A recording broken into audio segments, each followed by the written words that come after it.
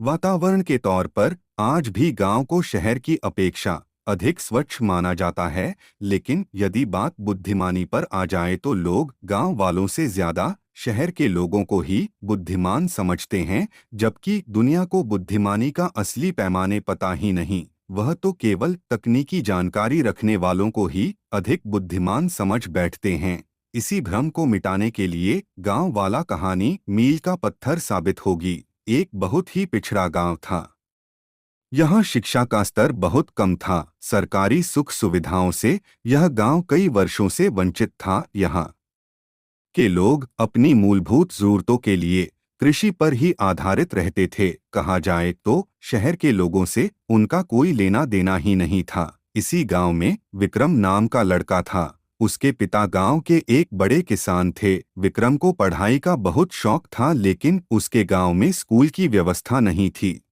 गांव के बच्चों को ज्यादातर व्यवहारिक शिक्षा ही दी जाती थी, जहां उन्हें पृथ्वी और उसमें रहने वाले जीव जंतुओं के साथ तालमेल बनाकर रहना ही सिखाया जाता था, और इसके अलावा छोटी मोटी चीजें वह गांव वालों को देखकर सीख जाते थे। एक दिन विक्रम अपने पिता से शहर जाकर पढ़ाई करने की इच्छा जाहिर करता है। विक्रम के पिता को उसकी यह मांग बड़ी अजीब लगती है, क्योंकि इस गांव से आज तक कोई भी पढ़ाई के लिए बाहर नहीं गया था।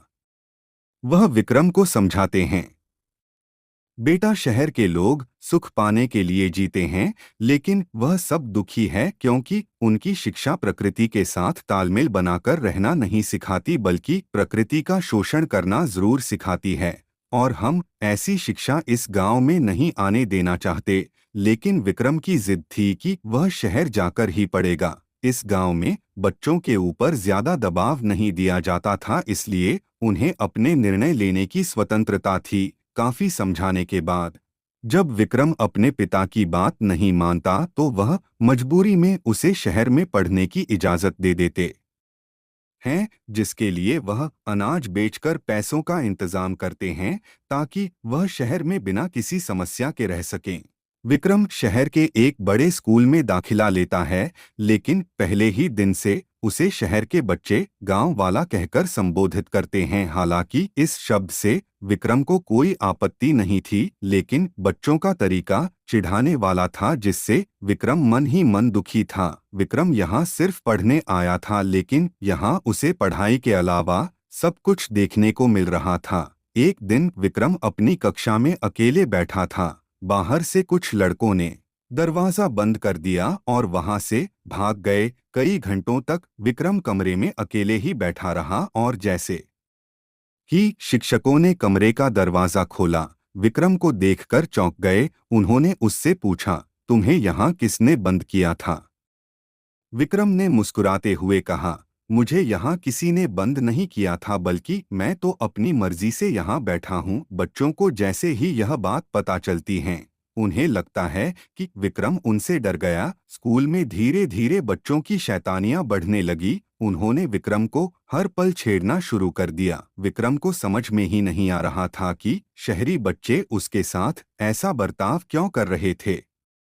उसे लगने लगा था कि शायद गांव वाला होना शहर वालों की नज़र में कोई अपराध होगा। विक्रम स्कूल के बच्चों से दोस्ती करने की बहुत कोशिश करता है, लेकिन उससे कोई दोस्ती ही नहीं करना चाहता था। इसी तरह कई महीने बीत चुके थे।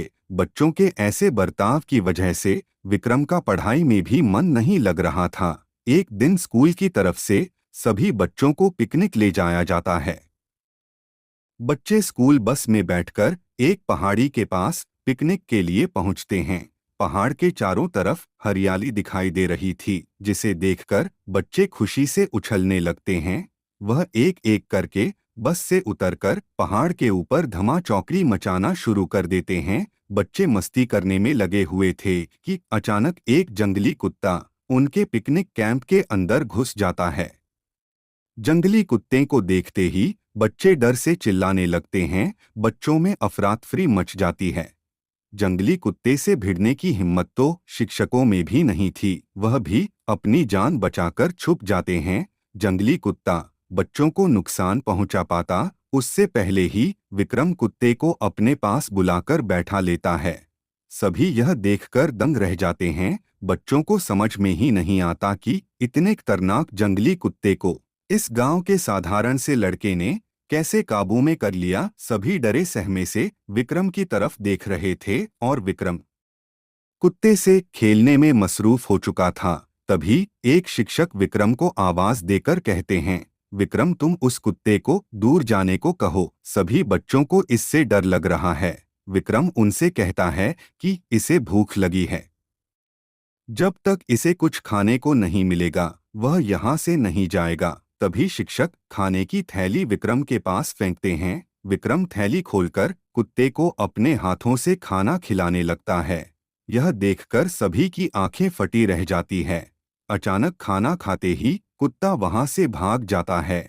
कुत्ते के भागते ही सभी अपना सामान समेटकर वापस बस में आकर बैठ जाते हैं, क्योंकि उन्हें डर लगने लगा था कि कुत्ते के अलावा और कोई जानवर भी यहाँ आ सकते हैं, इसलिए यहाँ से चलना ही ठीक रहेगा। सभी बच्चे विक्रम को अपना हीरो समझने लगे थे। जैसे कि इस घटना का पता स्कूल प्रबंधन को चला, उन्होंने विक्रम को सार्वजनिक तौर पर सम्मानित किया। विक्रम से पूछा गया कि तुम्हें जंगली कुत्ते से डर क्यों नहीं लगा। विक्रम ने मुस्कुराते हुए कहा, इस प्रकृति के सभी जीव जंतु हमारे अपने हैं, लेकिन यदि हम उन्हें डर कर देखेंगे तो वह भी हमें अपना दुश्मन समझकर हम पर हमला करेंगे। इसलिए मेरे गांव का एक रिवाज है कि प्रकृति के किसी भी प्राणी को हम नुकसान नहीं पहुंचाते और न ही उनसे लड़ने का प्रयास करते। हम कोशिश करते हैं कि हम अपनी वजह से उन्हें कोई नुकसान न पहुंचाएं, और इसीलिए मेरे अंदर जंगली कुत्ते के प्रति प्रेम की भावना थी और शायद इसलिए